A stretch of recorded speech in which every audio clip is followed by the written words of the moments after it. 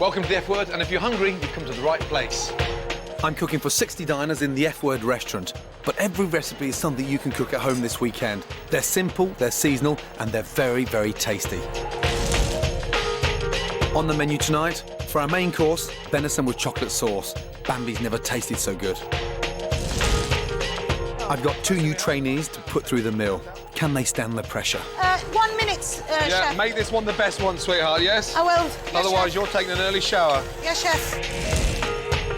And Giles Coren and I talk man to man. I will admit, between you and I, yes, I do have a low sperm count.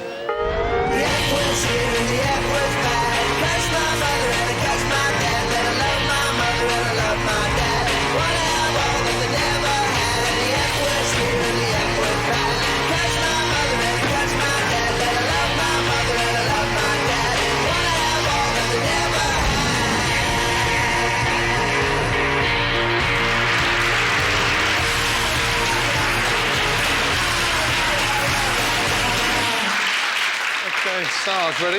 Yep. Yes, Neil ready? Okay, let's go. First order. 6 covers table 15, 6 pasta, yes? 6 tagliatelle, 6 venison, 6 puddings. Yes, chef. Let's go. Russell, move your arse, yes? Yes, chef. This is not Blackpool Pier now, big boy. Let's go, yes? Yes, chef. After 6, 4 more. Right. Come on. And why is the water not boiling? Just added it. Turn up the heat. Yep. Put some tinfoil on top. Yeah, bring it to the ball rapidly. Yes, Let's chef. go. Our start of tonight is a very, very delicious tagliatelle of wild mushrooms. And wild mushrooms this time of year is absolutely perfect because it really is now mushroom season. Service, please. Now, what's the secret behind cooking mushrooms? Cook the thicker ones first and the thinner ones later, so But that the ones that have too more, much water. More importantly, let me just show you. Grab a handful of mushrooms. Okay. Just a few of each mushroom. Watch the water that comes out. Yeah, it's just water. We're using a mixture of wild mushrooms, including shiitake, squirrel, and trompette de mort. The reason wild mushrooms are great is they have a much more intense flavour. OK, good. Hot pan. I sauté the mushrooms with shallots in a very hot pan to get a really good flavour. I start off with oil because butter burns too easily. Once the mushrooms start to cook, a knob of butter finishes off the flavour beautifully. My brigade this week are Angie. Great to have her back in the kitchen, especially being a woman. This week, Angie's joined by Neil, a wee Scot in the corner, but a big talent. And of course, I've got my right-hand man, Mark Sargent. My 2 commies this week are Stosey from Lancashire and Russell from Blackpool. On order, 4 covers table 12, 4 tagliatelle wild mushrooms, 4 venison, 4 rhubarb crumble. Wait. No answer, Stosey. Oui. We? Yes, chef. Yeah, come on, I want to hear you, please. Let's go now, Stosey. Pressure's on now, yes? Yep. Heat's turned up. Let's see if we can cut it. Turn that water down, because the pasta's going to overcook in literally seconds, yeah? Yes, chef. How long, Stosey? 1 minute, Yeah, chef. make this one the best one, sweetheart, yes? I will. Yes, Otherwise, chef. you're taking an early shower. Yes, chef. Russell and Stosey are just 2 of over 1,000 people applying to work in the F Word kitchen. I put the best 100 through a weekend of tests and challenges to find the 12 who would make it to the restaurant. That looks like it's just come out of a dishwasher. Each week, 2 trainees compete head-to-head for a chance to win a job in one of my kitchens. Stop what you're doing! Everybody! Hello! Stop what you're doing! Each week, someone has to go home. You're going home. And you'll stay. Thank you. You are staying. Clear down. Yes? Sweep the floor. But try to do it with some cling film over your mouth. Yeah? Good, thank Off you go. I love you today. Tonight in the kitchen, it's Stosey. I think it tastes quite nice. She's a chef of 14 years who's never worked as part of a team. I love seeing customers or people that eat my food who seem to think it did the right thing, it hit the right spot. And joining her is Russell, a catering student from Blackpool whose parents run a Chinese takeaway. Good taste. Nah, it's actually bloody delicious. I've definitely got a lot to learn, and that's the whole reason why I've come to this competition, is because I want to learn from the best people. You tasted it? Yes, chef. Yeah, and? I think it's okay, chef. Pasta's overcooked. Stop. Right. Taste it. If you don't know that now, you shouldn't Right. be in a kitchen. You know that. Right, chef. Pasta's like glue.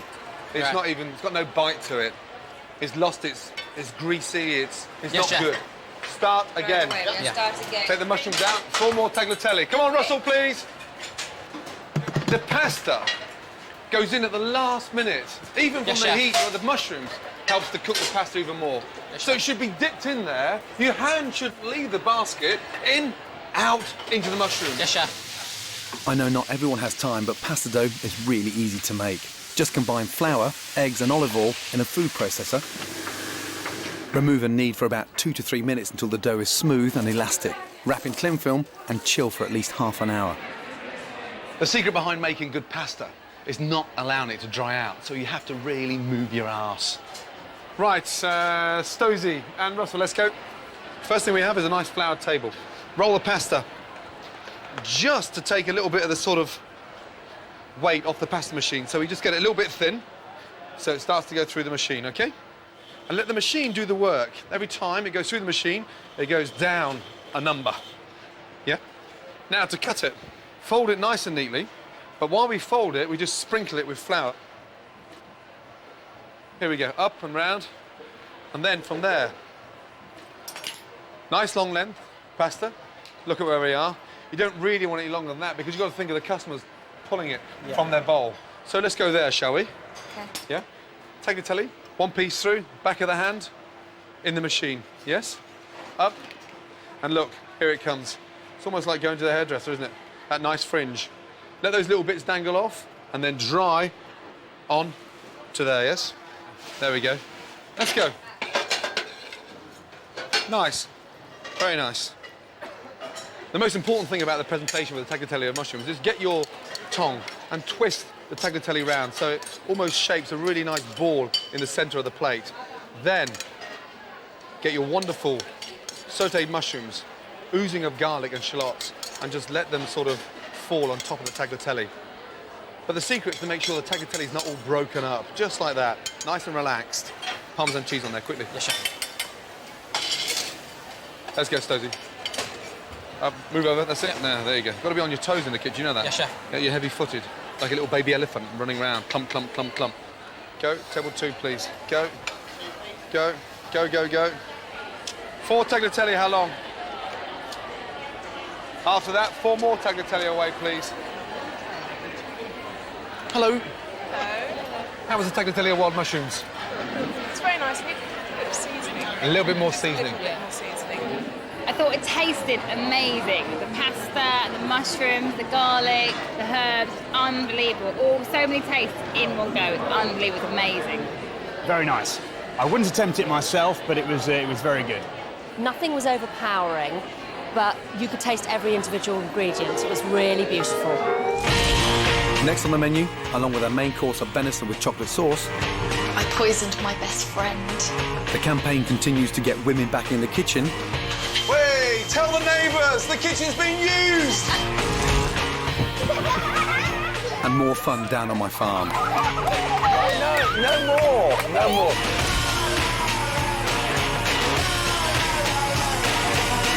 We're going to start cooking now, guys, yes? Clean out that pan, yes? Welcome back to the F Word, the food show that's good enough to eat. Next up is the roasted venison on a bed of creamy cabbage with a red wine sauce, finished with bitter chocolate. OK, Stosey, you understand what's going on, yes? Chef, yeah. Yeah, you got 4 in, Yes. plus 6 is 10. Yes. Now I want 5. Yeah, I One of want those those 5 is for the food critic. Good Yes, girl, chef. let's go. Get rid of the fat in there, please, yeah? Yeah. Let's go, in the oven. Venison's not just for posh people like Giles. You can buy it in supermarkets, so go on, try it at home. A lot of people get a little bit worried about venison because they think it's sort of very gamey and very strong, but it's not. Salt, pepper, hot pan, olive oil, seal,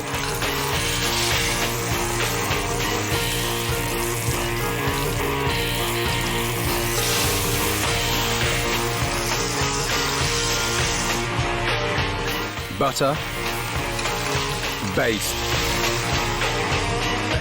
butter paper. It protects the venison, keeps it really nice and moist. Nothing's drying out. They are the perfect chef's blanket. Hot oven, 8 minutes. Red wine chocolate sauce. Pancetta, shallots, garlic. Be quite generous with the black peppercorns because we need to weight the sauce up a bit. Thyme, bay leaf. 350 ml red wine. The red wine gives it body, texture, and a real nice depth of flavour. Reduce. 350 ml brown chicken stock. Reduce. God, they're beautiful. Sieve. Then a little dash of raspberry vinegar. Dark chocolate. Delicious sauce.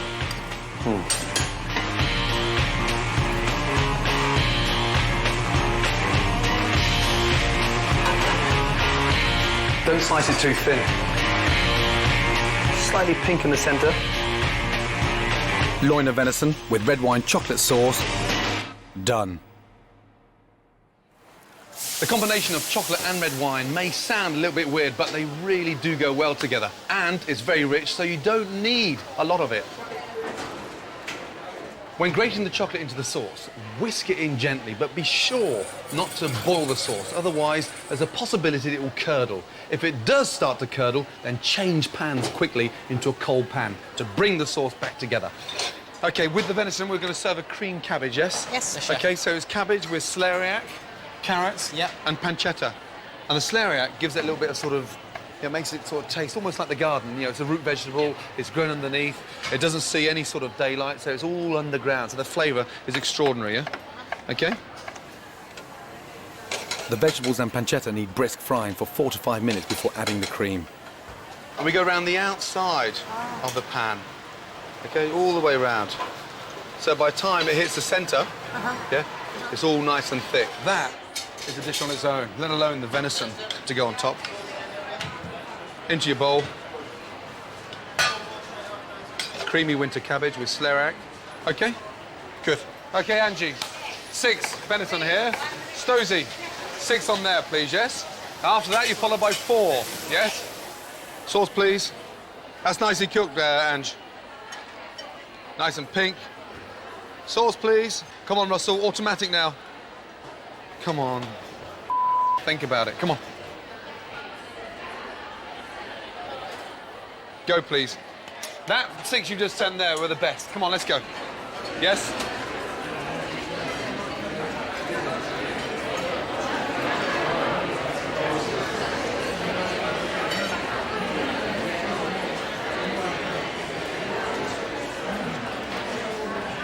Did you enjoy your starter? Wasn't bad. Wasn't bad. It was lovely. Cold plates though. Someone's got to be fired in there. Let it cool down a little bit. I like it. Piping hot would have been nicer, but yeah. So how's the campaign going to get women in the kitchen? Campaign's going fantastically well. Good, good. To the extent that 2,000 women applied for my help, but there was one woman who stood out from the rest. She didn't even know where the kitchen was.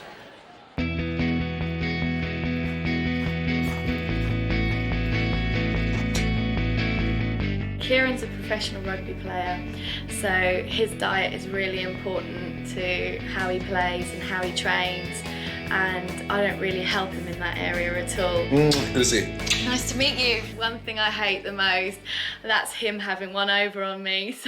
And the cooking thing is the only thing he's got on me at the moment, so if I can match him in that area, we're going to be pretty equal. Now you look immaculate, manicured and sort of almost like you've never broken sweat. You're probably right. The fingers are soft, nails are just immaculate. Yeah? Yeah. Tell me, why can't you cook? Everything seems to go wrong for me when I cook. I either undercook things, overcook things, get all the timings wrong. Just nothing ever seems to work out for me in the kitchen. She's cooked 1 or 2 meals. And worst disaster? Worst disaster, putting one of her friends in hospital. I poisoned my best friend. You poisoned your mate? I did, by giving her uncooked chicken, and she spent 2 days in hospital. Oh, my goodness me. So today, we've got all the rugby players coming around for lunch. I'm trying to think of something that is simple, Yeah. sophisticated, and something that can sort of serve a large table. Okay. Yeah? And something that can help get your confidence going in the right direction. And it is just a good old-fashioned fish pie. Oh, my God. I've never, ever touched raw fish. There you go, nice handful of prawns. What do they feel like? Disgusting! God, dear, oh dear. See, what I'm trying to do is get you dirty. I'm dirty enough.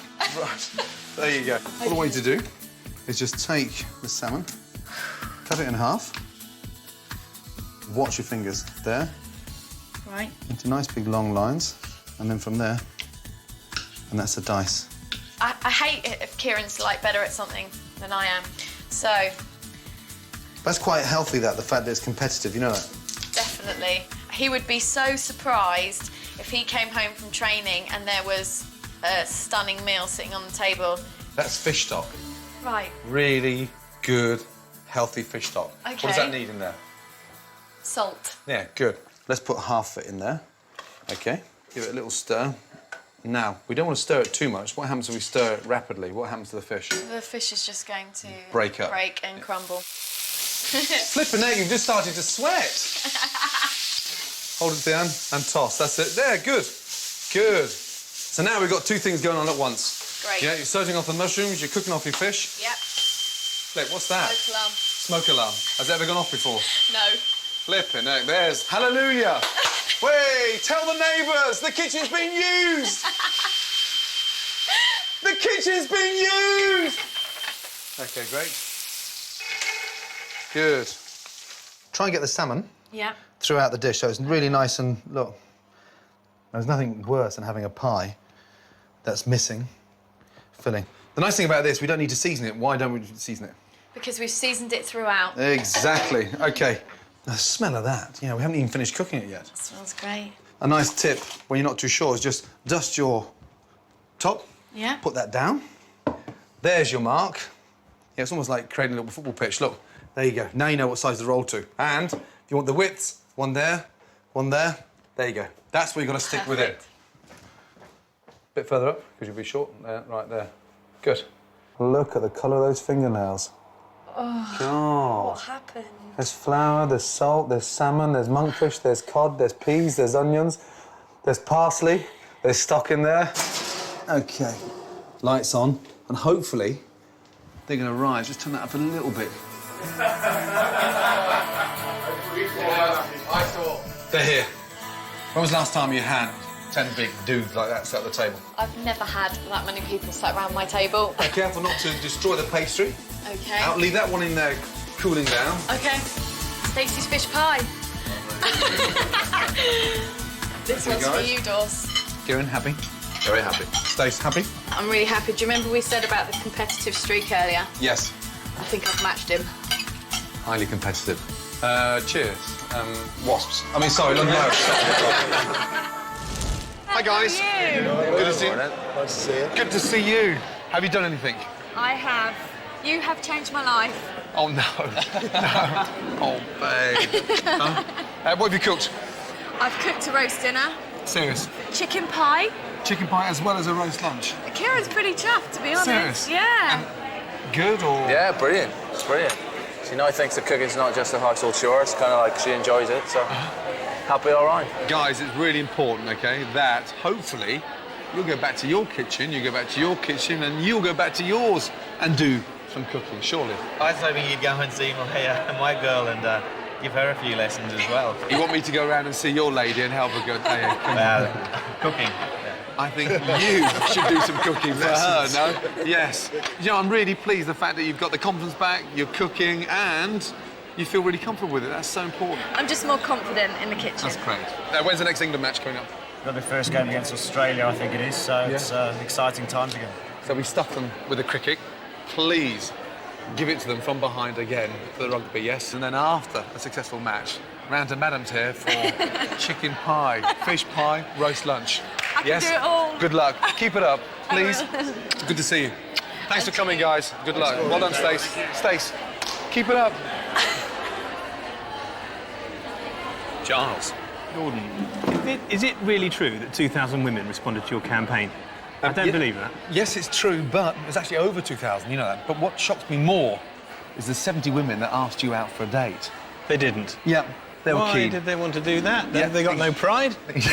You clearly think they don't. 70 women! Yeah, it's very strange. Let me just introduce you to some. Put that in. I don't know if I should do this.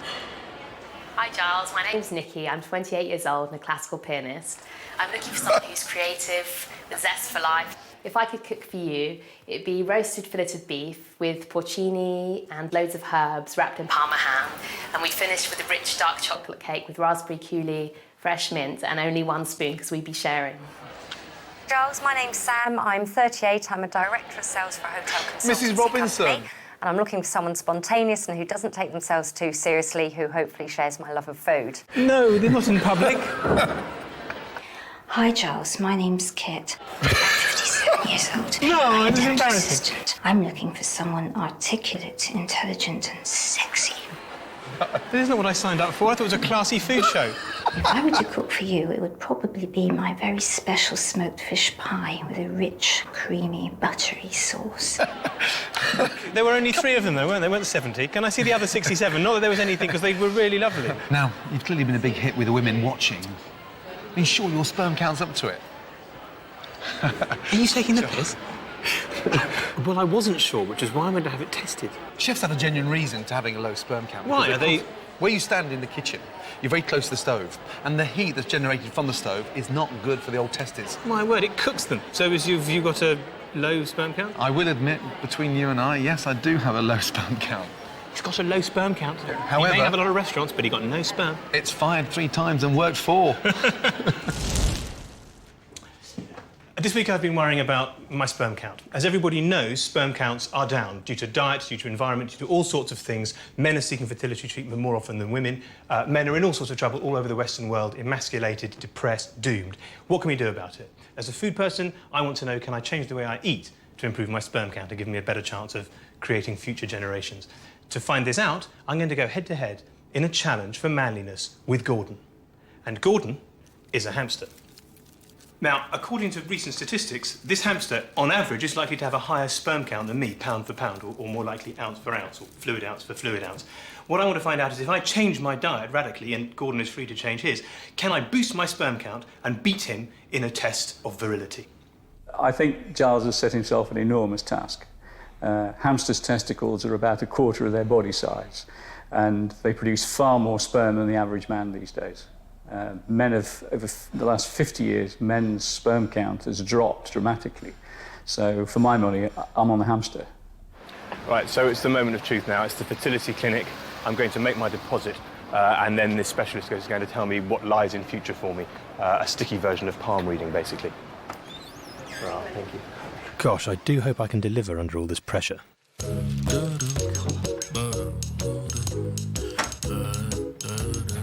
Am I doing it in the bog? This is terrible. Can't I go in the ladies? At the very least, a sort of frisson, the whiff of perfume in the air.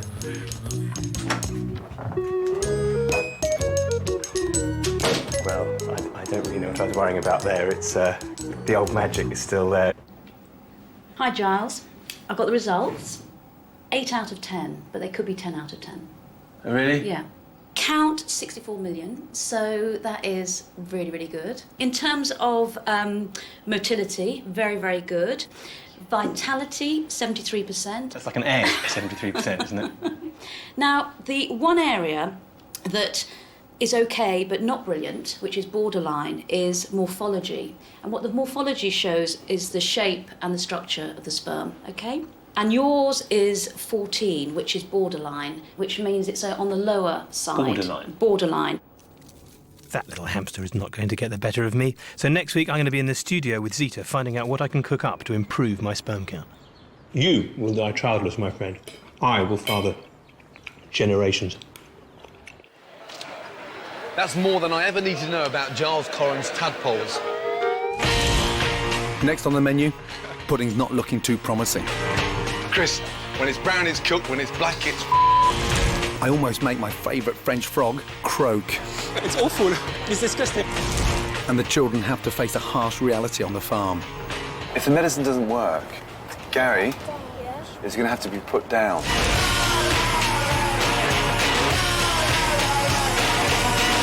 Welcome back to the F word. Right, Stosey, 4 nice dinners and they were lovely, yeah? Beautifully cooked. To be a great commie in a brigade, not only do you have to be passionate, but you have to be willing to work harder than most people do in their entire lives. You understand what's going on, yes? You got 4 in, Yes. plus 6, then I want 5 more in. I sent Giles Coren, our resident slacker, to go and spend a day in one of my restaurants to see if he really does have a full day's work in him.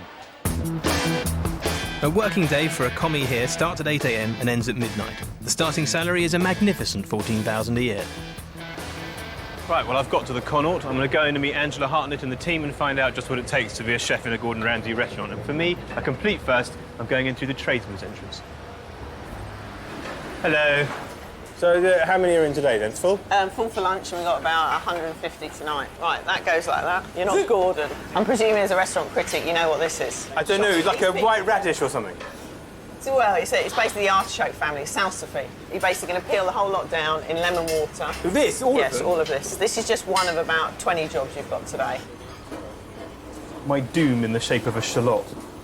Each week, Angela and her team chop 4,000 onions. They produce 15 gallons of soup and serve a total of 2,000 meals.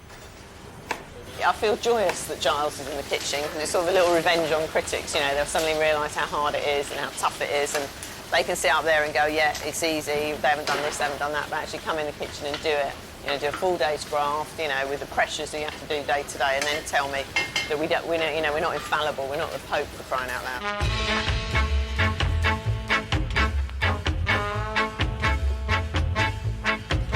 Your next job is fish bones. Like I said, it's all the... Fish bones? You're going to I have to say, these fish look the way that I feel. Get rid of all the gills and take out the gut. The Connaught serves 500 portions of fish a week. That's 1,000 eyes some terrible bloodthirsty sod has to gouge out. This is so just... I'm never going to eat in a restaurant again. I'm going to be a film critic. We basically put him on rolling croissants, because if you can't manage fish, you should be able to manage that at least. What does it mean to be working for such a high-profile chef? You know, everybody wants to know what you're up to. Whenever you meet your friends, your family, they're talking about what's going on. Then I'll learn as much as I possibly can. In order to, in the future, do what? To have a nice little restaurant or country house, something like that in York. I've been peeling onions now for what feels like days, and I got to tell you, it's not the hardest job I've ever had, but I'm losing the will to live.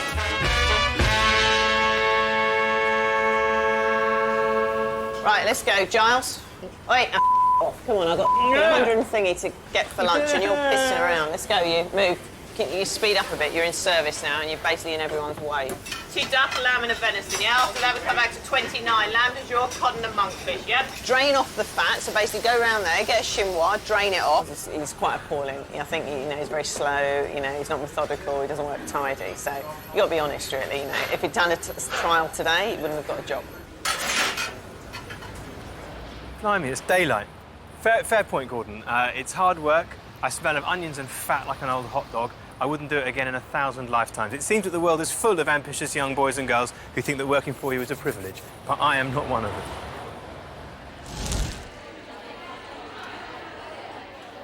OK. First of all, I can't believe you fell asleep in Angela's kitchen. Never seen that before in my life. If a man needs a kip, a man needs a kip. In my life, when I want to sleep, when I'm tired, I go to sleep. Not in a kitchen, Giles. Well, I didn't ask to go in that stupid kitchen. It was your idea.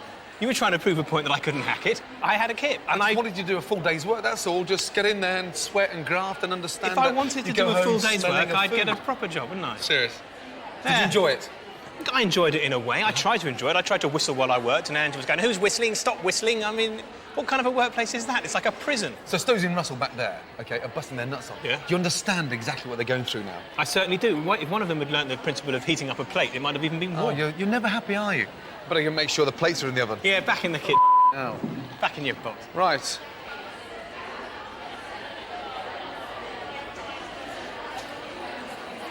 Right, ladies and gentlemen. Yeah, how are we? Good, thank you. Yes? Yeah. How was your venison? Really nice. Yes, not too rich? No, I've never had it before and it was really tasty. And what do you think of the idea with the chocolate sauce and the venison? Didn't taste like venison, it did taste like game. It was very soft and subtle, and it tasted very much like beef, but it was a lovely blend of flavours. It was strong enough, but not overpowering as you'd expect game to be, and it was lovely. Everything worked really, really well, and it was just done just perfect. It melted in the mouth. Loved it. I've eaten venison before, but nothing that ever resembled this. And it's not just flattery because I'm being interviewed here. It really is.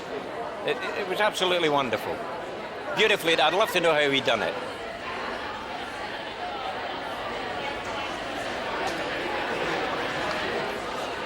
Now it's time for pudding. Each week on the F Word, a guest tries to beat me with their recipe for a pudding. Today it's Christopher Parker with his rhubarb crumble. If he beats me, his dish will be served to the F Word diners.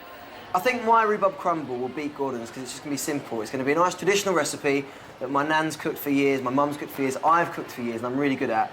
And people like that. People don't like stuff too fancy. We have a bit of custard on the top. Great. Right, Christopher, how are you? Very well. Yes? Good. Now, what's the secret behind the crumble? You must have one ingredient up your sleeve that's going to sort of help make it taste better. Demerara sugar to make it crunchy. Yes? Caster sugar to make it sweet. Chilled bowl. Yep. So that the butter doesn't melt too much. OK. Very technical there with the old hands. You look a little bit like Gary Rose, that Thanks. orangutan. This is a very straightforward rhubarb crumble, except we're going to saute the rhubarb off in some fresh vanilla, finish it a little bit of butter, and then just slightly sprinkle it with sugar so it makes a bit of a caramel. And what are you putting on top of your crumble, Chris? I think I'm going to go for an old favourite that everyone likes. Custard. What are you putting on? No, I'm just going to serve it with some mascarpone, lemon mascarpone. Lemon mascarpone? Yes, just something a little bit sort of, I suppose, not as rich as custard, but something a little bit lighter. I don't think my nan's going to like yours, you know. This crumble mix is actually quite interesting because we've got some hazelnuts in there, some oats, some flour, demerara sugar, and then just a very light sort of lemon zest in there, just to make it a little bit more vibrant, a little bit sort of easier to eat. One of the tricks of my nan is to keep everything cold. So keep your fingertips cold before you knead the butter, and also the bowl has to be chilled. But then it can get moist, so if you wipe it with a tea towel, then it's not moist. Then the butter doesn't kind of go into a paste. You can still keep it into a crumble, because sometimes if things are warm, then it gets a bit too soppy. This is a pickled ginger, and this ginger here is more associated when you're eating sushi, but it's actually quite sort of light in pickle, and it's got rid of that sort of rawness, and it's not so sweet. Chris? Yeah? It's burning. Oh, yeah. Can we get some more rhubarb, please? And Chris, something we always remember in a kitchen. Yeah? When it's brown, it's cooked. When it's black, it's... The hobs are like industrial hobs. They're too hot. Now it's the hob now, yeah? Nothing to do with Nana, nothing to do with your lack of concentration. Now it's the hob. Well, it's your fault. You keep talking. What was the food like in EastEnders in that cafe? Oh, it was awful. Was it really? It was awful, yeah. Who was the chef? Well, the props guys used to cook the food. Oh, really? And to all their credit, they were quite good, but obviously, if they cooked it like half an hour before, it could be cold. Yep. I'm just going to put the final topping on top of the rhubarb. And it's actually quite interesting because the oats absorb more of the juice than it would be if it was just sort of flour and butter. And the butter gets it really nice and crispy, and the oats just start to absorb all that flavour from rhubarb. How long for Nana's recipe? Maybe about 10 minutes at the most. 10 minutes, OK. Yeah. Do you take this long learning your lines? No. No. Look at that. Nice, homemade, normal rhubarb crumble. Bring it over. I always like to compare them just before they go in the oven. OK, well, let's put them together. It's a bit of a chef's thing. Now. Yours looks like birdseed. OK. Or cat litter. Cat litter. Thank you. I think mine looks nice, you know, old-fashioned. You know that? You haven't tasted anything yet you're slagging it off. Chris. Well, I know. But I think mine's going to taste better anyway, because yours got all odd ingredients in it. Right, ready? Yeah. Here we go, big boy. Oh, good luck, by the way. Can I have the top shelf? You can have whatever shelf you wish. I'd like to wish you the best. No, it's just a luck thing, and yours looks awful.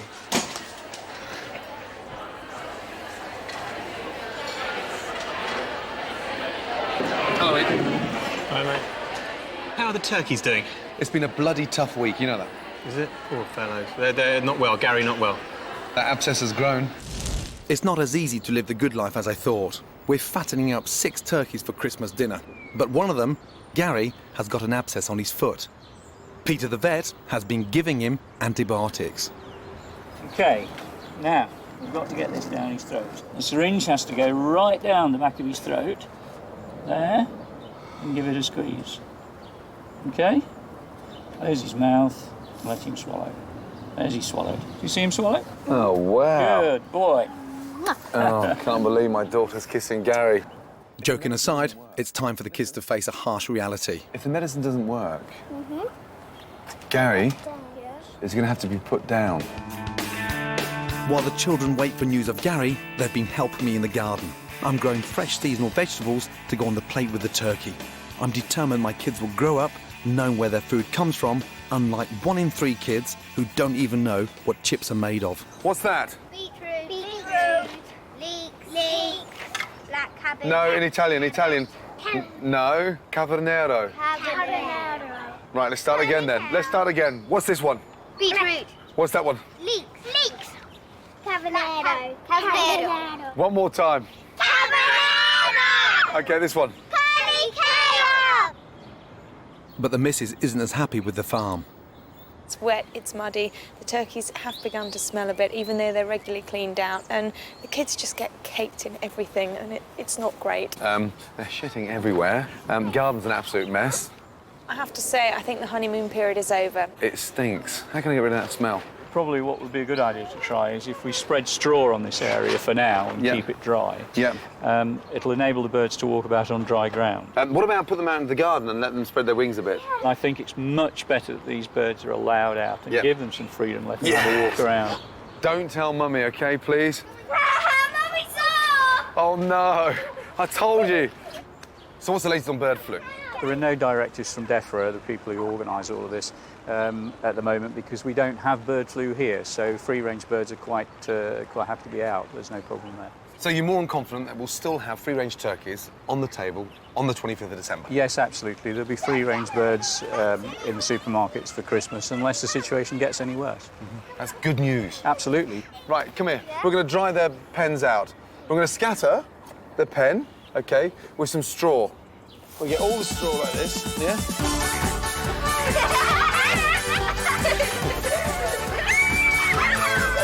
Okay, listen.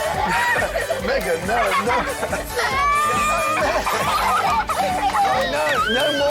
No more. I think they look happy, don't you? Yeah, but my back's so no more locking them. Your what?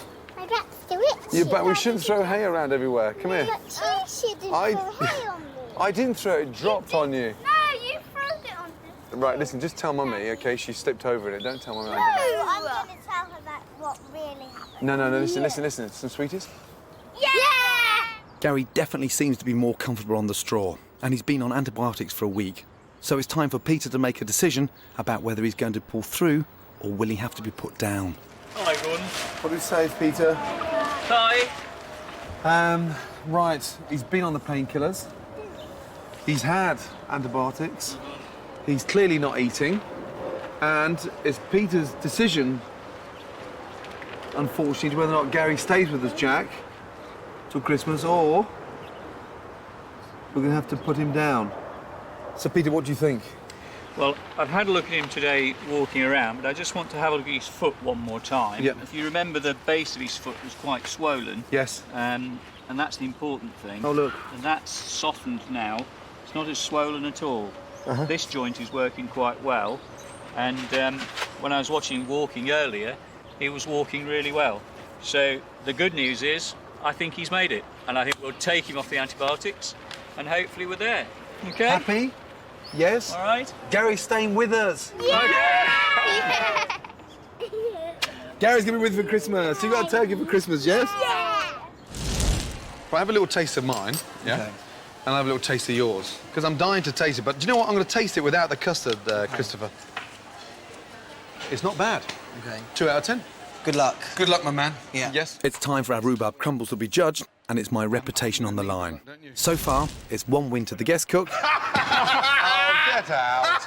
And 1 win to me. Mum, I'd never have won had you not taught me properly, you know that. But I should win hands down to this young upstart. We've chosen our judges from tonight's diners, and all that matters is taste. Now. Well, I put cinnamon in there, though, like that. That's good. I don't know why. I think I can taste lemon juice, but Really? maybe it's not. Maybe it's just the combination, but It's not quite tart enough. This is your dish number 2. this is totally the reverse. It's not quite as sweet either. It's got a nice little touch to it. It's got to be dessert number 2. Number 2. Dessert 2. So I have to say the winner is this week. Yes? Well done, Gordon. Yes! What? Congratulations. Well done. I'm devastated. No, don't be devastated. 3 out of 3. My nan's not going to be happy. I'm gutted. I didn't like his rhubarb crumble. It was all right, but it doesn't taste like rhubarb crumble. Mine tasted like good old-fashioned rhubarb crumble. I think those blind tasters, I don't think they were tasting it. I think they got it mixed up somehow. But What's even worse is that all three of them chose Gordon's and didn't choose, not even one of them like mine.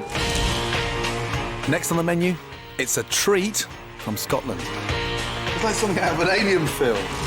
And we find out which commie will be back and which one will be going home for good. So the person I'd like to keep in the brigade of the F word.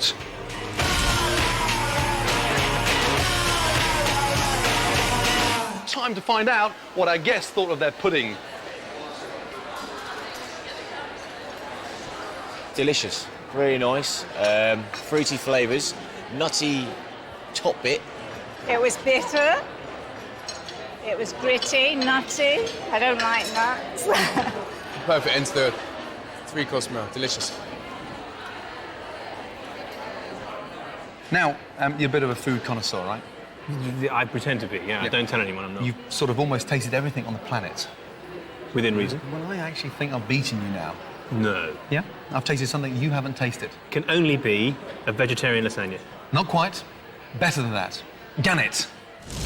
We're in a very remote and inhospitable part of the British Isles, right in the very northwest tip of Scotland, just above the Outer Hebrides, in search of something unique, a delicacy called gannet. A seabird that's notoriously greedy, the gannet is actually a protected species. The islanders of Lewis are the only people in the UK who are allowed to kill and eat these birds. But they're under pressure from the animal rights lobby, and it's probably my last chance to taste this bird. Mate, we're in search of a gannet. Well, they're a delicacy. What do they taste like? Oh, amber nectar. Amber nectar. Salty duck. Fishy duck. Fishy, salty duck. Fishy, salty duck. This is the rarest bird ever, and I haven't tasted one. And I've been cooking for 20 years, and I'm dying to get hold of this thing. There's got to be somewhere I can get hold of one.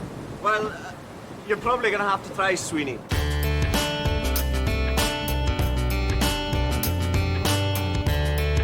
Hi, Gordon. Yes. Hi, I'm Sweeney. Sweeney? I understand you're looking for some kuka. It's illegal to buy or sell gannet, or googa as it's known locally. But Sweeney was born in Lewis, and he has offered me one of his birds from this year's cull. Having eaten nearly everything there is to eat in this world, Yeah. I've never, ever had the chance to come across this delicacy. Well, I'll say to you now, it'll be an experience. The islanders salt cure the gannet, which only adds to its overpowering smell. So Sweeney keeps his in the garage, not a good sign for something I'm about to eat. God, the smell! What have you done to it? That's just how it is. Jesus Christ almighty. It's like something out of an alien film. Tastes good, though. Oh, God. Look at the fat on it. Yeah. And that's been in there for how long? Less than 2 weeks. Really? But what's in that liquid? Just salt. So it's almost like a brine? Aye. And this is the delicacy that I've travelled hundreds of miles Aye. across sea and land to look at this. Worth your while, isn't it? Oh, God's sake. Sweeney's no cook, so he sends me off to find someone whose traditional gannet recipe has been handed down for generations. Go find Marianne. That's for you. For me? Because apparently you know exactly what to do. So you're going to quarter it first? Yes. Doesn't look very appetizing. Traditionally, this was cooked as well, but I take this off. The feet. 1, 2, 3, 4. There we go. And that's it. You boil it for an hour and 20 minutes to an hour and a half. No salt, no pepper. No salt, no pepper, no nothing. Just pure unadulterated water. Sneak a bay leaf in there or something. Put a No, sprig of thyme not in a there. hope. Not a hope. Not a hope. The thought of somebody doing something like putting a wine sauce or something like that and thinking, oh my God, you know. The cooking smell is rank. Bloody hell. That's worse than rotten eggs, Dan. No, it's not at all. How long does that linger for? Can you To tell? tomorrow, anyway. To tomorrow. And let's see if this thing's cooked. There we are, it is. Wow. Now smell that. It doesn't smell as strong now as it did when it first started See? cooking. Told you. Fascinating. Yes, see that? Having seen how it's cooked, I'm dreading eating it.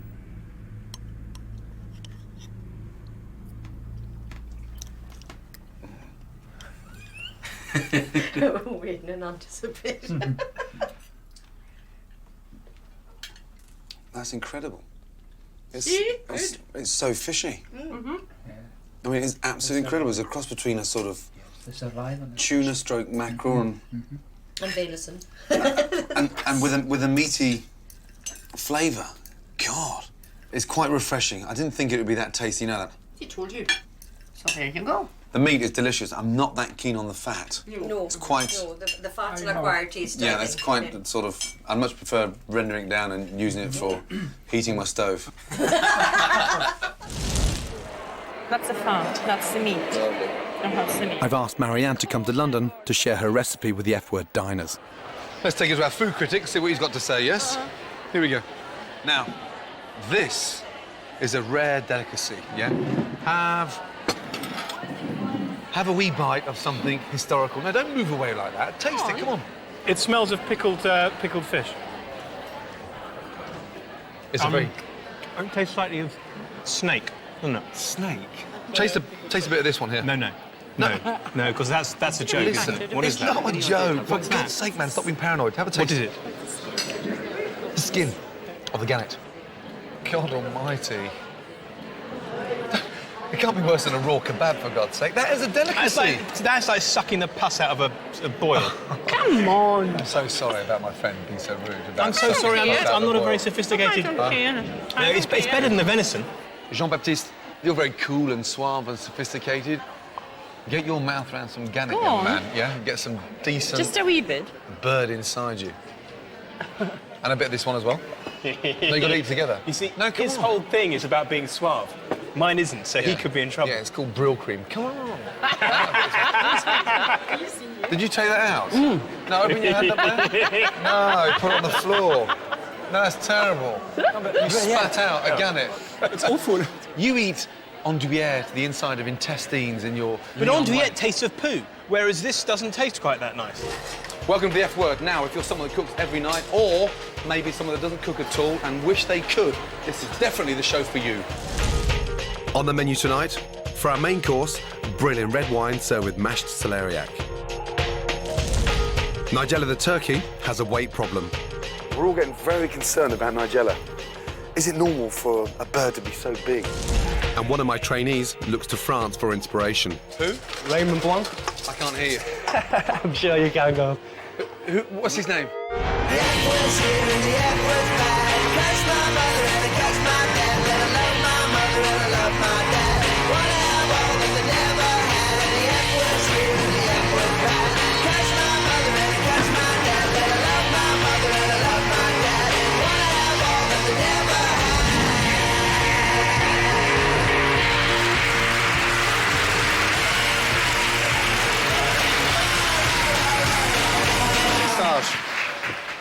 Jean-Baptiste, s'il vous plaît.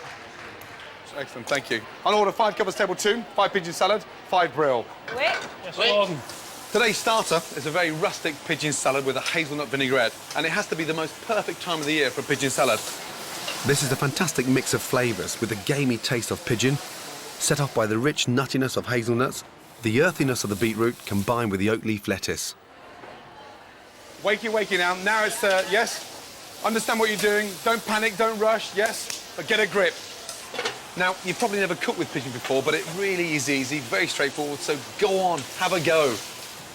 Now, we're not cooking town pigeons from Trafalgar Square. These are actually wood pigeons that have led a much happier life and obviously eaten from all over the woodlands, making them a lot tastier bird. Now, the secret behind cooking the pigeon perfectly is you've only got to cook it between 4 and 5 minutes. Start off on the skin, colour it and turn it over, and then put your butter in. Helping us cook tonight are 2 commies. This week is Danny, he's a 21-year-old from Essex. He's passionate about cooking and he's been working in kitchens for 6 years. He's a chef at a pub brasserie in Essex. I just really want to better my career. I want to be successful in what I do. I don't want to work in a pub for the rest of my life. I want to work in London's top restaurant. And Phil, he's 19 and he's from the Wirral. And has just won Wirral Chef of the Year 2005. Is that a good thing? I'll find out tonight. I want to be right up there at the top with the likes of Gordon Ramsay to work in Claridge's. Be massive. I want Phil in there doing that now. I want Phil in there doing that now. I want Phil in there doing that now. That's 3 times. I'm not saying it again. Yeah? There you go. Control it. I want the oil nice and brown, not black, Phil. And don't be scared to take it off the heat when it's getting too hot, yes? Pigeon is a very lean meat, you know that? Very, very little fat in the centre, so be very careful, because if it's too hot, you're going to overcook it, yeah? It dries out instantly. Be very careful. Phil and Danny are competing head-to-head, and at the end of the night, I'll decide who's staying and who's going home. Now, to finish the top of the salad, we've got cloves of garlic that have been sliced very, very thin. But that's too strong for this salad, so we're going to fry it very, very quickly. Once they're cooked, drain them from the oil, and you've got these really nice, fine garlic chips. OK, start the plate up, yes? That's your bowl. Danny, that's your bowl. Start off with a nice little handful of nuts. Quick. Gently, gently. OK, beetroot on top. Some picked coriander leaves in there. Coriander. Some beans in there. Now, don't get your hands in there yet. Don't you dare get your hands in there yet. This is salad that dresses itself. Rock salt. Just a touch in there, yes? OK, now watch. You get the bowl and you just roll it round. I don't want hands in there. Combine the salad, the beans, nuts, coriander. On. Let's go.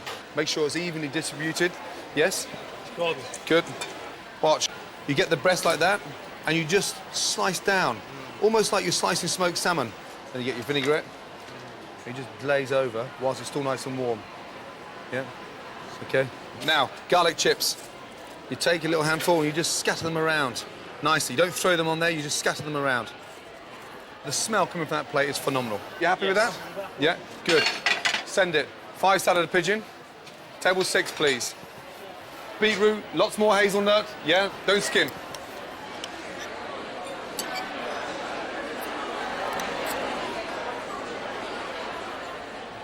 OK. How was the pigeon? Lovely. A beautiful, fat, really happy bird. Nice wood pigeon, you know, not a nasty Trafalgar Square thing. Really happy with it. Salad, a little bit imbalanced, I thought, a little bit. Really? Yeah, the beetroot I wouldn't walk a mile for, but Ready? That was great. And what about the turkeys? What about the Christmas dinner? Yeah. How's that coming along? It started off as a really good idea, but it looked lovely on what I saw. But I didn't actually realise how much hard work was involved in sort of coming to terms with growing your own Christmas dinner. The turkeys are at war, and poor old Gary is coming off worse. Oh, do you know who pecks on him? Go on. Nigella. Nigella. Oh, she pecks on everybody. She pecks on my bum. I want to be sure the turkeys are really fattening up. Peter the vet has suggested that we weigh them each week. Hi, Gordon.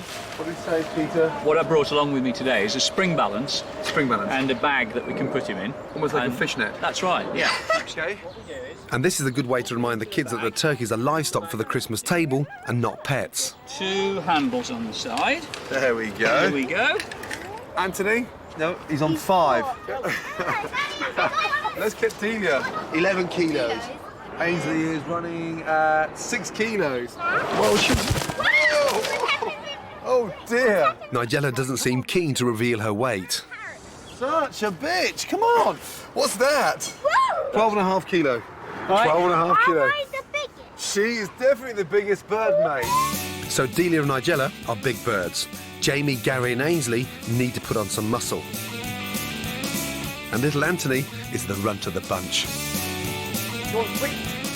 Next morning, we're out early to feed up those turkeys. Are they in? No. Oh, come on. Oh, no. Oh, come on, darling. Let's go say good morning to the turkeys, yes? Yeah, let's go. Up, up. Quick. Oh, Daddy, look. She broke it. It seems that the perch couldn't take Nigella's weight. Oh, no. Nigella, I can't believe she's broken the stand. Naughty Nigella. Naughty, naughty. Naughty Nigella. Nigella scrapes Anthony's beak. Nigella's the troublemaker. Nigella is the big troublemaker. She's a very naughty troublemaker.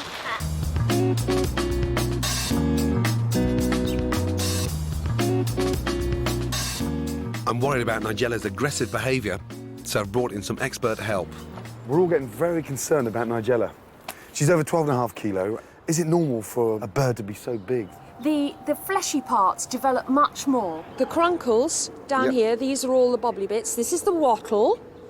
And he's just got a little beard here. See, that's just growing. It's like horsehair. I can't believe Nigella's got a beard. I think she's a man. Really? Yeah. She's not a Nigella, she's a Nigel.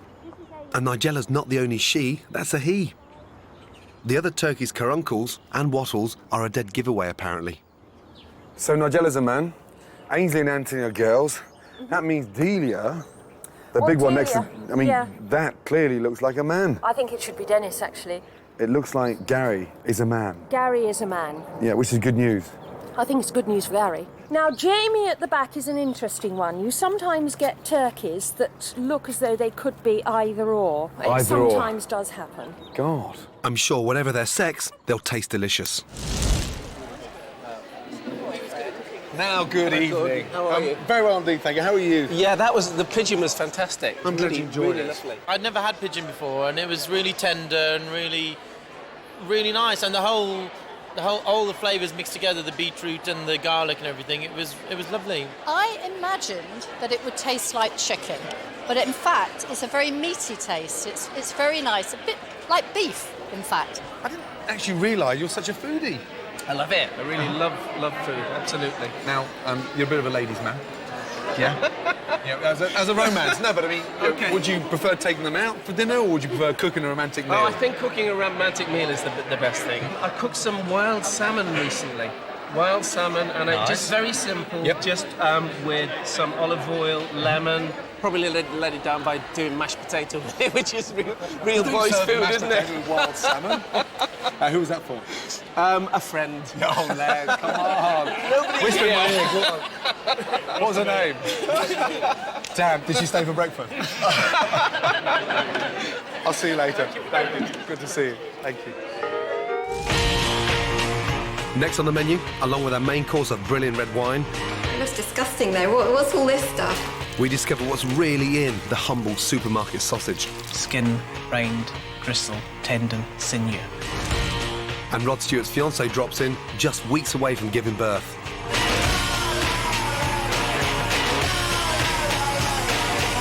Ready, Phil? Ready, go on. Starter's gone, yes. Starter's Every table gone. happy? Yeah. 4 Brill and 4 Brill. Let's go, yes? Welcome back to the F Word. Remember, everything I cook here, you can quite easily cook at home. Have a go. Wakey, wakey, please.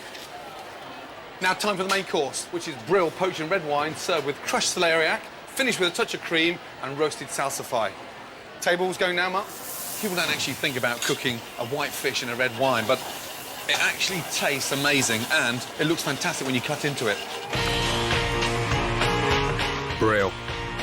Razor sharp knife. Fillet. Nice, long slices. That's the first one off. Up. Brill bones and turbot bones are the most sought after in any kitchen. That will make the most perfect fish stock. Skin. And just pull. This little bit here is called the skirt. That's lovely inside a fish pie. It really is delicious. Season. Both sides. Red wine. Thyme, bay leaf, garlic, salt, pepper, and olive oil. Poach.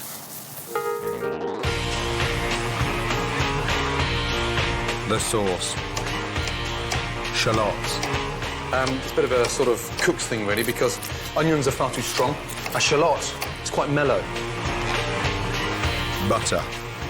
And get some real nice colour on there. I want this nice, real nut brown flavour on the shallots.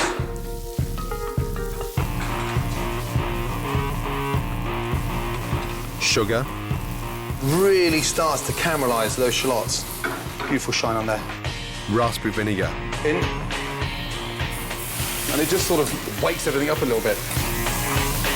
Add poaching wine. Reduce.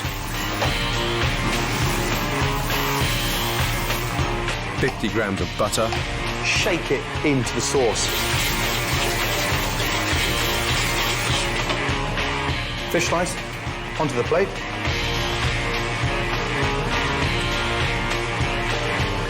Brill in red wine sauce.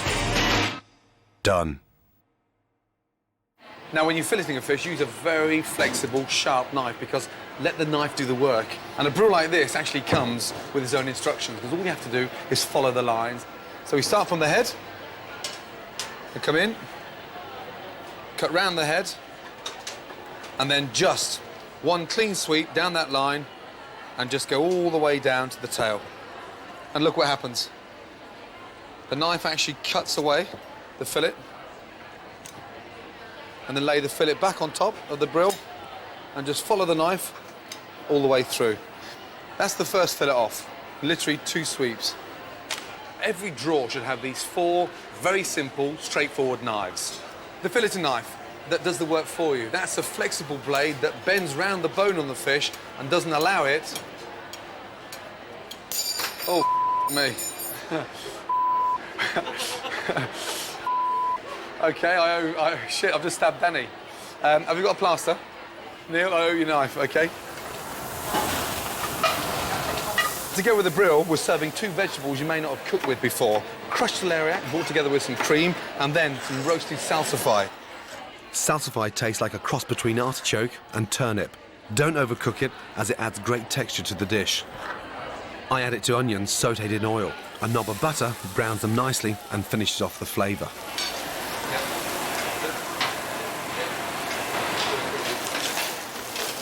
Now, celeriac is a very versatile vegetable. Great as a puree, even great in soups, and you can actually eat it raw. OK, plates ready? Plates ready. In the ration tonight is Rachel Cook, a journalist who's passionate about good food. Hello, Rachel. Hello. Good to see you. How was your pigeon?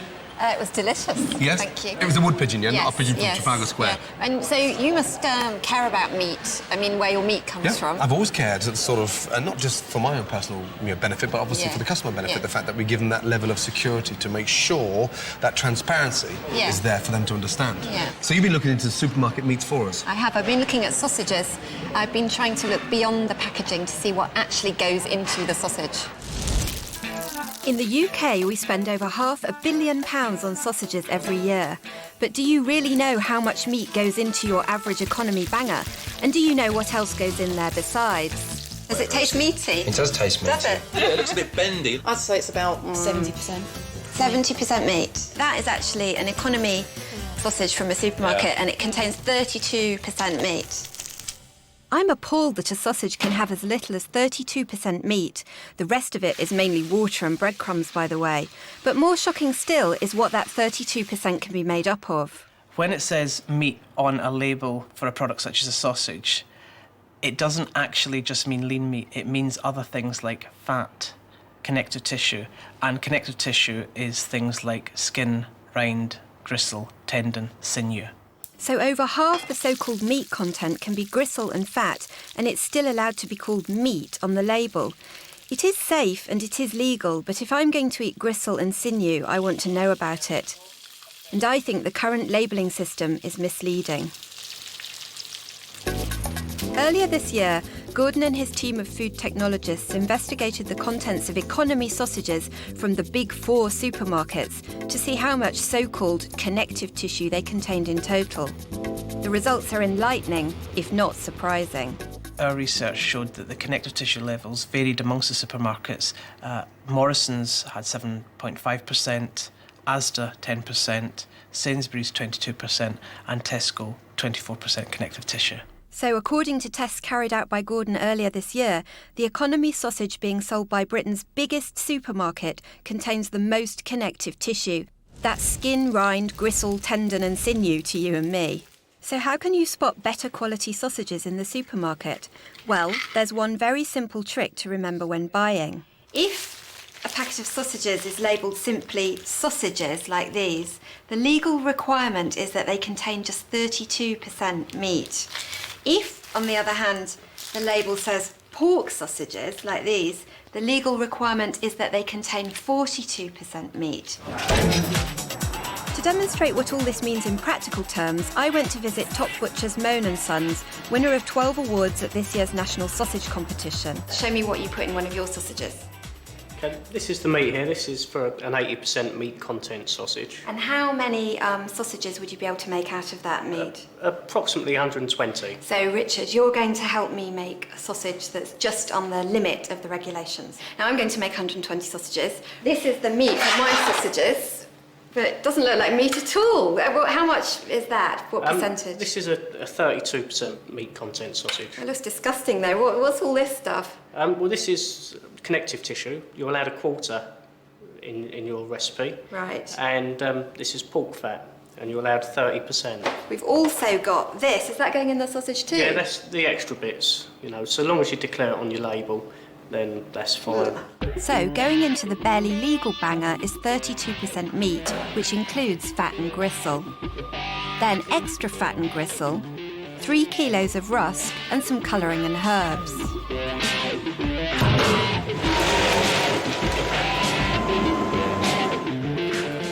So here it is, the barely legal banger. Technically, it's a sausage. And under current labelling guidelines, it can be sold as a sausage. I think the law should be looked into just to clarify what is actually called meat. In my mind, meat is really lean meat and fat. I wouldn't really call gristles and skin or connective tissues meat. So how did our testers react when they found out exactly what we put in our barely legal banger? It's repulsive. I mean, you can basically just get away with anything by putting meat down. You would assume that if it says meat, you would hope it's the finest cuts of the best raised beef or pork. Now I think I will go vegetarian. Really? Oh my gosh, that's drastic. So when you're shopping for meat, always read the label, check the water content, check the percentage of meat included. But remember that with sausages, 55% of the meat can be made up of fat and gristle, and that's in addition to the fat and gristle that you'll find on the label. Secondly, if you're buying sausages, always look out for the ones that are labelled pork sausages rather than the ones that are just vaguely labelled sausages. They're more likely to have more meat in them. So if you're not keen on connective tissue, you might want to think about which supermarket you buy your sausages from. That looked extremely grim. Yeah, quite grim. What are your sort of main conclusions then after that? I think there are two things. First thing is that the label may not tell you all there is to know, so read it carefully. And if you want less connective tissue in your economy sausage, then, well, I wouldn't go to Tesco or Sainsbury's. Now we'll put a little bit of salsify on top of these last ones, yes? So lift up the brill, drain it. No, nice and gently. Lift it up, okay? And the curvy side sits up, okay? So it doesn't look upside down. Oh, yeah. That's it, good. Lift it up, drain off the red wine and sauce. Generous on the sauce, okay? Because all the sauce is the cooking liquor from the brill, okay? So that's why. Okay, table mark, please. Good, very nice. Table 8, gently, excuse me. Go, table 8, good.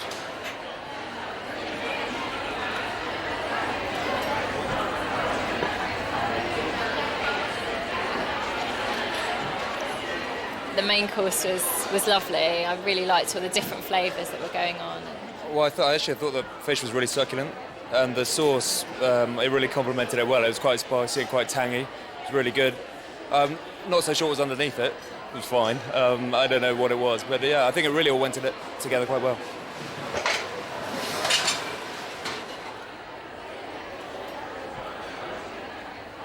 Okay, how was that?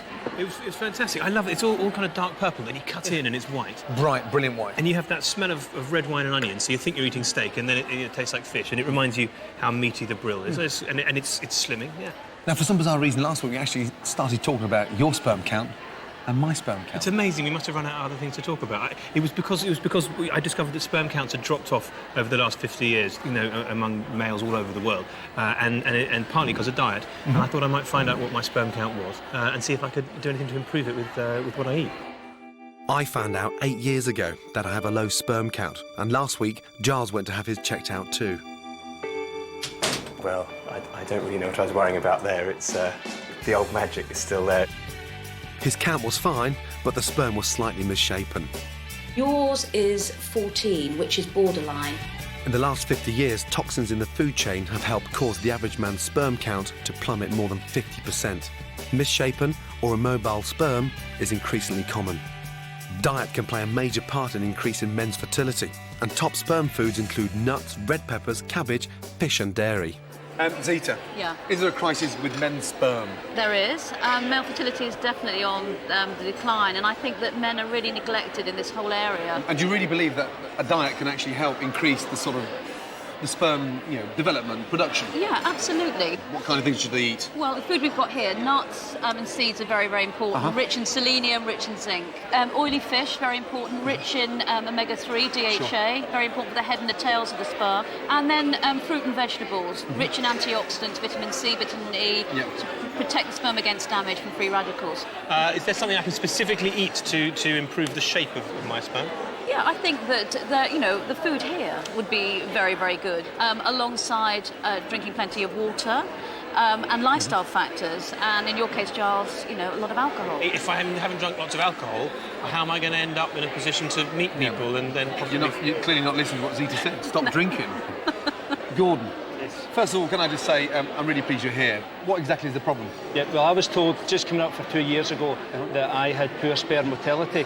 I produce sperm, but they don't go anywhere. And in that situation, there'd be no chance of having a baby naturally. But is there any form of diet, Zita, that can actually turn Gordon's problem around and get them moving and working? Well, I was talking to Gordon over dinner about his diet, and we've discovered that he wasn't eating breakfast, but also drinking a lot of fizzy drinks, which contain lots of preservatives and chemicals which aren't good. Eating loads of crisps, and drinking plenty of water. I mean, a lot of men don't drink enough water, and sperm need to swim at the end of the day. If you're not drinking the water, you can get dehydrated. Yeah, absolutely. Yeah, Cheryl, I've got a theory about this particular sort of low sperm count, because I actually believe, especially in the chef world, a lot has to do with the heat and being enclosed in those confined conditions under that amount of pressure. And when you look at the position of a stove in a kitchen, it really is on line with your scrotum.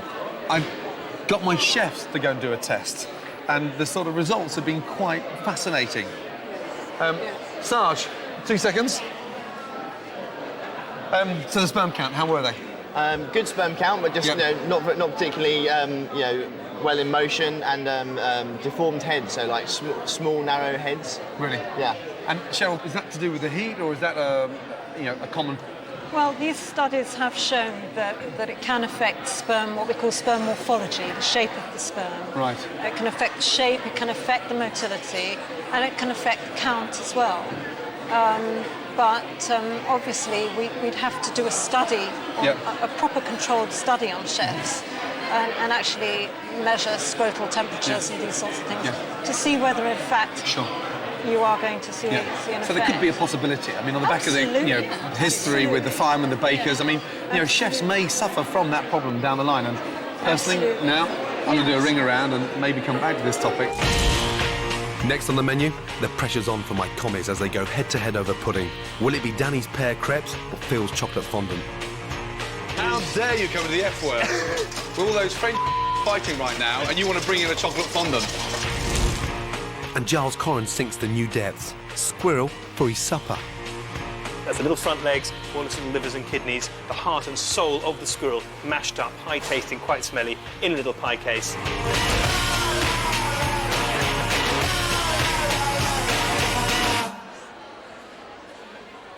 Now it's dessert time, and this week we're going to turn up the heat on our commies with Danny and Phil cooking a dessert of their choice.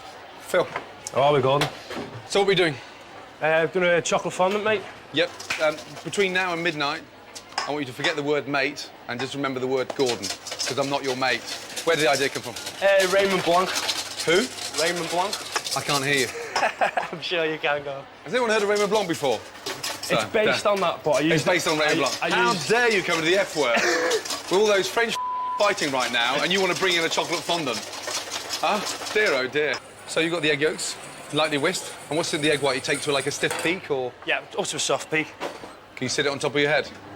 I could. Yeah, we're all right with that one. That's a brave move there. We're all right there. Yeah, well done. And if they don't come out and they stick to the mould, you can blame the French. Is that right? That's right, Gordon. Fantastic. That's right. That's a brave move there, you know that.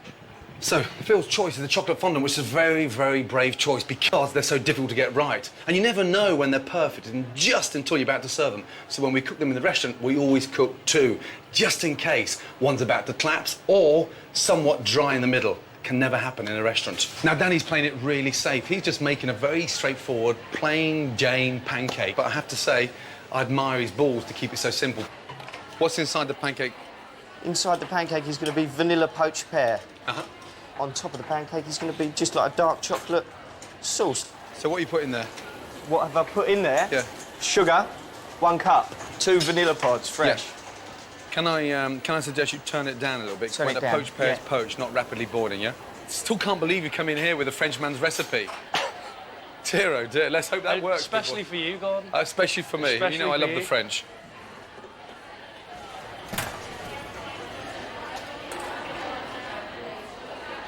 Hello, good to see you. Well, you're looking absolutely fantastic. Thank you, darling. Thank you. You've been getting bigger. I know. Whilst you go through all the motions, has he been cooking for you? Surely Rod can cook. I mean, he's the man of the world. He can. He does do a good egg. And do you have a sweet tooth? I mean, do you like sort of chocolate fondant? That is my biggest downfall. Is chocolate. Does he ever take pudding to bed? Not putting to bed. No, I think he doesn't like crumbs and things. It's been messy. But just the last few weeks, I've been having warm milk. He said a couple of weeks ago to me personally, he's actually going to be in the birthing pool. We won't be bathing. Hopefully, he'll bathe before he gets in the birthing pool. Flippin' heck. What's that going to be like? It's like a large jacuzzi. Nice. And it's quite hot. Yeah. And I believe that the water will be sort of up to about here. You're both going to be naked, right? He's going to be... Well, no, I think he's going to wear a He's pair gonna of be- trunks. Speedos. Yeah. Good. Now, it's been a bit of a manic week, this end, because there's been a debate about sperm. How's Rod's sperm? Well, as you can see, he's still got plenty of bullets in his rifle, as he puts it. All those years of tight trousers and bloody leather trousers with no pants, so how does it become so immaculate? When we visited the doctor last September, when we were planning to have children, he did say because of both of our ages that Yeah. it could take some time. And we were like, OK, well, is there any particular things we can do to help? Loose Yes. pants. So he was very good. He had showers only, no bath, Serious? no bubble bath, and the loose pants. We had to go out and search for these, the boxers and things. Really? No, we did actually freeze his sperm in case there were going to be problems. Oh, OK. Yeah? Later on, yeah, of course. We were at home. We didn't do it in a No, hospital. ice cube It was and that. at home. And then I rushed down in the Ferrari with my handbag with the little vial next to it. I felt like I was. Frozen sperm. Have you any idea how expensive that ice cube could be? I know. Good to see you, babe. Lovely. Thank Likewise. you for inviting me. Take care, Dan. Good to see you. Thank you. It's the moment of truth for the two commies and their puddings. They're both very different desserts, and they're going to be judged by, the Women's Institute of Fulham. Jean-Baptiste, go with the pancake, please. I'll take the chocolate fondant. Let's go. OK, ladies. That is chocolate fondant. Oh, that looks good. Very soft and just sort of falls away, which is good, but it's not dry and crumbly. So I think that gives them a thumbs up. I like the fact it's not that sweet. It's very, very nice. It's actually not very heavy. It's nice and light. I'm fascinated on the whole sort of Women's Institute becoming a younger, vibrant, sexier sort of group. What the going on? Well, I think there's a resurgence. Just like knitting's becoming cool, the WI's coming cool because we're much more younger, and I think we're coming back to what, being practical is sexy again. But you don't look like a lady from the WI, for goodness sake.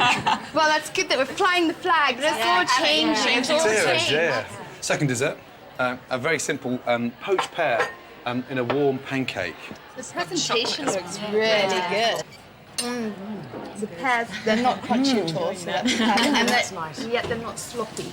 So they're just the right texture. And the chocolate's nice with it as well. Keep going, this is really nice, and the pancake is Too much. really lovely. So, like a vote, chocolate fondant or crepe? I think the crepe, which surprises me because normally I'm a chocolate freak and I would absolutely love it, but actually the pears were superb and I really enjoyed the crepe. Crepe. It will be Crepe. crepe. Definitely the crepe. Definitely the crepe. Definitely the crepe. The crepe, and I don't even like pears. It's going to be 5 out of 5. Crepe. Great. Dear, oh dear. Definitely, it's the crepe. Nigella or Delia? Nigella. Oh, Gotta be. yes! Meat or fish? Meat. I'll get fish.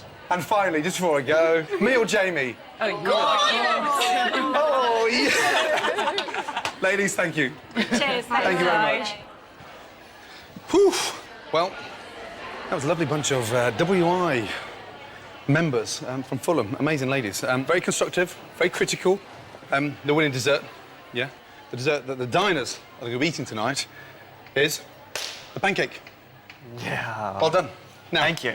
You haven't won the overall thing, however, you're definitely going to be serving your dessert tonight. And knowing you, Yeah, you're going to take it on the chin like a man and really help this man with the dessert. Definitely. Right, ladies, I need some help in the kitchen, yeah? You're all experts, right? Yeah? OK, let's go. No, not washing up. A little bit more exciting than that, you know that. Yeah, I want some real WI pancakes.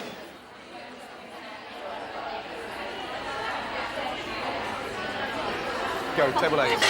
Go, you got 2 more to come. I need 2 more pancakes, followed by 4 more, ladies, yes? Did you toss perfectly? Perfectly. Do it again for me, show me. So, yeah, you can, fantastic. Now I need 5 more portions, ladies. Table 8. So how does that feel, having the whole dining room eating your dessert? Yeah, it feels good. You weren't confident at all? No. It's quite amazing what's just happened. You've just served 60 customers with your dessert. And it shows how the simple tactic pulled off. Excuse me. So for God's sake.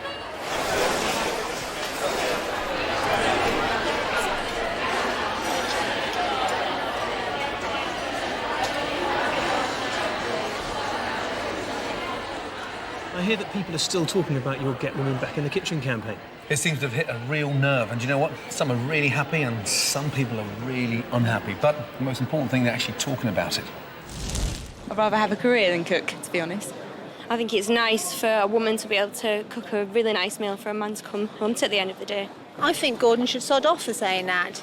It's shared responsibility, busy lifestyles, everybody's responsibility to do the cooking in a household. Women or men, it doesn't matter who it is, really. People should be cooking. I think cooking is very good. It's very therapeutic. How many women know how to gut a chicken?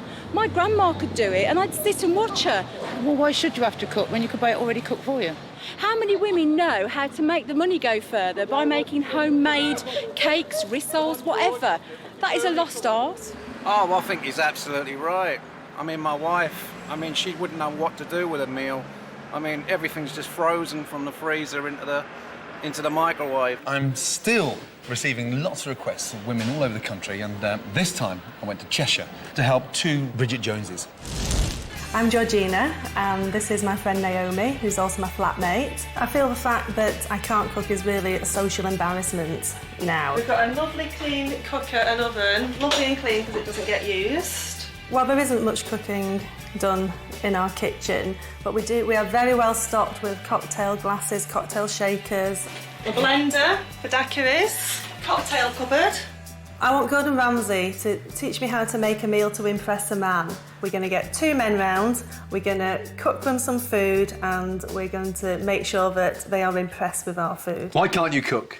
The reason I'm so bad at cooking is because I had such a bad experience at school. I had a cookery teacher who was mean and she picked on me. Every time I made something, it was wrong, and she's put me off for life. You're both single? Yes. Yeah. What would you look for in a man? I like a nice, tall, blonde, hunky Viking type. Right, OK, that's... rough and ready and wrinkled. This is the cocktail cupboard. Bloody hell. How many cocktail shakers have you got? 3. What is that? I'll give you an It's like something you example. stick on the end of your boobs. You stick that on the end of a glass. The place is more set out like a cocktail bar as opposed to a kitchen. Yes. So, all jokes apart, very serious, yeah? It's not good for me to do this because you're going to be cooking it, OK? But if I was coming around here tonight for a date, I'd expect a good old-fashioned steak and chips. I want you to make the sauce for the steak. OK. Butter, egg yolks and tarragon. You with the chips, pan of water on, bring up to the boil, potatoes, part cooked, taken out of the water, cut into quarters, on a tray, rosemary, little garlic, olive oil, and they go in the oven as the guys arrive. OK, shall we get cracking? I know how to do it. I know you're supposed to do that. The key to a perfect bone egg sauce is to beat it well. And you just trickle the butter in there like that. And again, don't stop. Tarragon in. Get your fingers in there. Good, there you go. Good. What's the most important thing about cooking a steak? Guessing what on it? Colour. Right, salt, pepper. OK. And you always season the steak 2 minutes before it goes in the pan. In. No, I told you not to throw it in there. Because you're splashing it. Right. Now, we're getting colour on it. Right, When we come to turn it, over and in.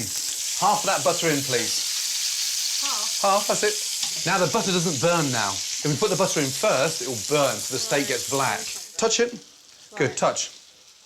Right, concentrate. Really concentrate, that's rare. There's no bounce back, there's no bounce. Look, back into the pan.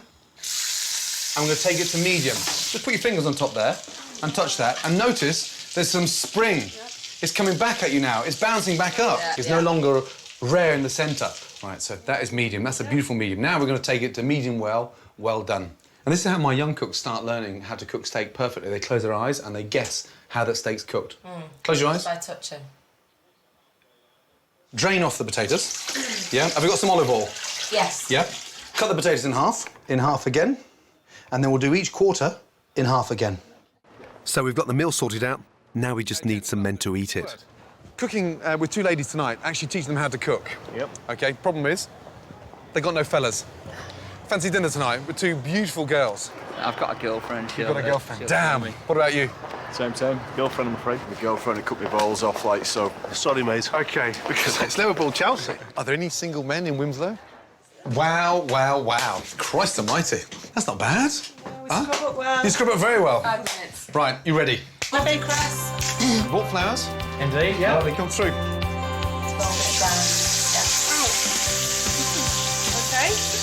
Yeah.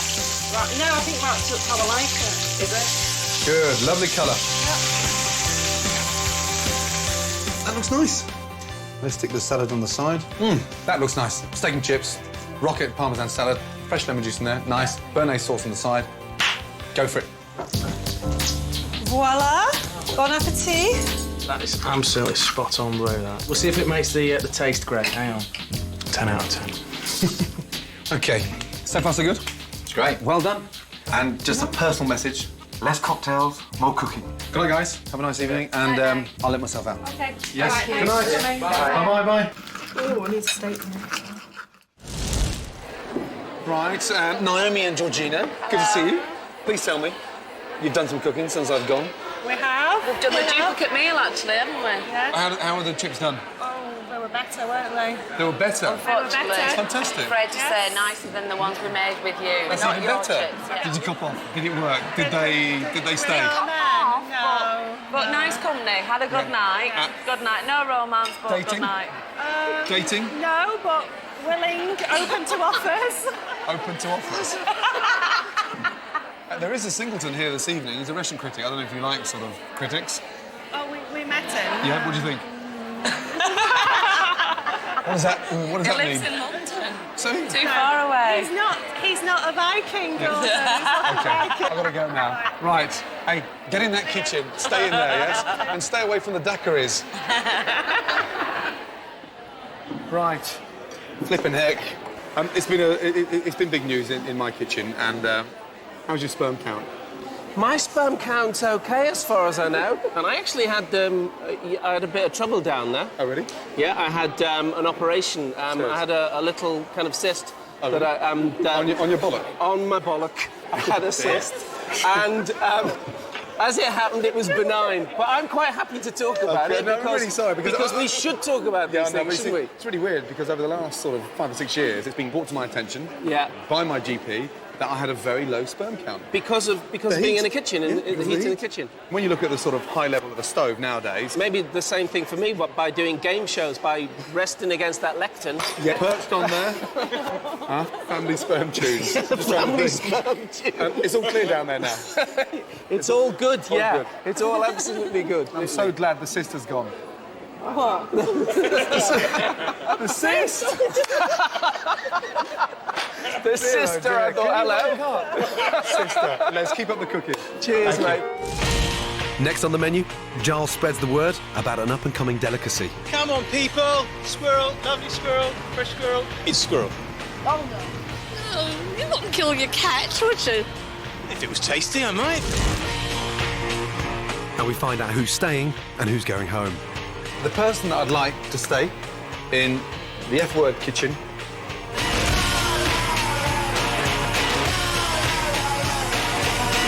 Welcome back to the F-word, the food show that's good enough to eat. So rumour has it you've actually found a good possible source of cheap meat. It's better than cheap meat. I found free meat. It's all around us. I've been eating squirrels. Squirrel, for goodness sake, they're not edible. They're delicious. Yes, yes, he looks all lovely and fluffy and sweet, but he's not. He's a monster. In my local park, he strips the bark from the trees. In the countryside, he eats the eggs of songbirds. In my garden, he digs holes to hide his stupid acorns for the winter. And worst of all, he has terrorised our native red squirrel, little squirrel nutkin, into near extinction. I hate grey squirrels. With greys outnumbering reds by 66 to 1, conservationists last week announced plans to eradicate all grey squirrels in the vicinity of 16 newly designated red squirrel reserves. And later this month, the government plans to publish a policy paper on grey squirrels which may well include a new form of squirrel contraception.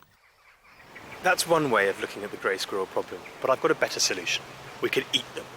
It may sound a bit disgusting if you've never had squirrel before, but I have, and it's delicious. Or at the very least, it is reasonably edible. And as there's only 2.5 million of them in Britain, it wouldn't take that many of us to roast one up for Sunday lunch this weekend to completely eradicate the grey squirrel by the middle of next week and create a lovely environment for our little friend Squirrel Nutkin to make a peaceful return to Britain. I want to prove just how tasty squirrels are when expertly cooked, so I'm off to the Butler's Wharf Chop House in London, one of the few restaurants that has actually featured squirrel on its menu. How do you cook a squirrel? Squirrels are quite small, so we're going to have to make sure we use a whole animal. So I'll butcher one down now for you. I can see you're taking off the legs here. Yeah? Here we have the thigh of the squirrel, which is from all that jumping around in the trees and, you know, springing around. That's probably got the most meat on it. Yeah, we're going to have to braise the legs because, like you said, they've been jumping around in the trees, so these legs have done a lot of work. So here we've got the saddle with the 2 loins and the fillets ready to be wrapped in bacon and roasted off. Lovely, tasty, just like eating normal food, marvellous. Got the 2 hind legs, which we're going to braise off, serve as they are, nice and meaty. Just like having like a confit duck leg in a rubbish high street cafe. And then we've got the front legs, the bellies, the kidneys and the livers, which are all going to be made into our nice little puff pastry that, you see, is the challenging part. That's all the little bits. That's the little front legs, all the little livers and kidneys, the heart and soul of the squirrel, mashed up, high-tasting, quite smelly, in a little pie case. It's the kind of thing I like, not for the faint-hearted. The squirrel meat is very lean. It's low in fat and high in protein, so Craig's wrapping it in bacon to stop it drying out.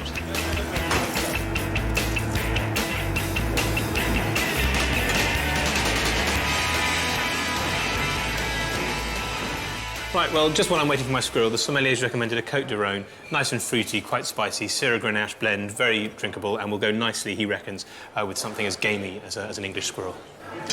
Charles, here's your squirrel. Hope you enjoy. Yabba dabba do. Look at that. Little thighs for jumping from branch to branch. Mmm, tasty. Oh, that was wonderful.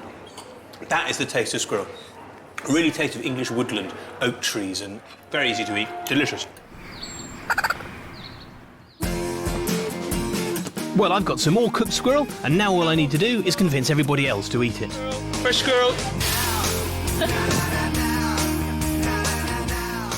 Looks like chicken. Of course. But it tastes a bit like a cross between pork and chicken. It's not a heavy taste, it's very light. I wouldn't have thought a squirrel would have even looked like that once it was cooked, let alone taste like that. Do you think you'll be having it again? It was all right. It wasn't too bad. Bit, you know, nutty, maybe. Damn, it's like chicken. It's a little bit gamier. Quite a little bit greasy, but in a good way. And that's not pubic hair, is it? No, that's squirrel hair. Squirrels don't have pubic hair. Hello. It's squirrel. Oh, no. No, you wouldn't kill your cat, would you? If it was tasty, I might. I don't know. You think it'll catch on? Could do. Probably not. It tastes really good. It tastes kind of similar to... Don't say it tastes similar to chicken. Come on. No, it's kind of quail, I thought, when I ate it. Yeah? Yeah. Well, Can you imagine buying squirrel and cooking it yourself at home? I can. I think it's good. So there you go. People are really pretty happy to eat squirrel, and so they should be. It's a tasty and nutritious way to get rid of the evil grey and make an environment fit for Squirrel Nutkin to return in triumph. So the next time you're in your local park and you see one of the little critters running around, don't think, ooh, little furry friend. Think, lunch. So, will you be eating them again? Yeah, they tasted all right, and if I can get rid of them from my garden, then I reckon 2 birds with 1 stone, 2 squirrels with 1 stone, definitely. So is it legal? It is legal. If they're causing damage, if you have permission from the landowner, or you are the landowner, it is permissible to shoot them and kill them. You have to, like all animals in Britain, they're protected from cruelty, like any wildlife, so you have to do it cleanly. You can't go around maiming squirrels for fun. But yeah, absolutely legal.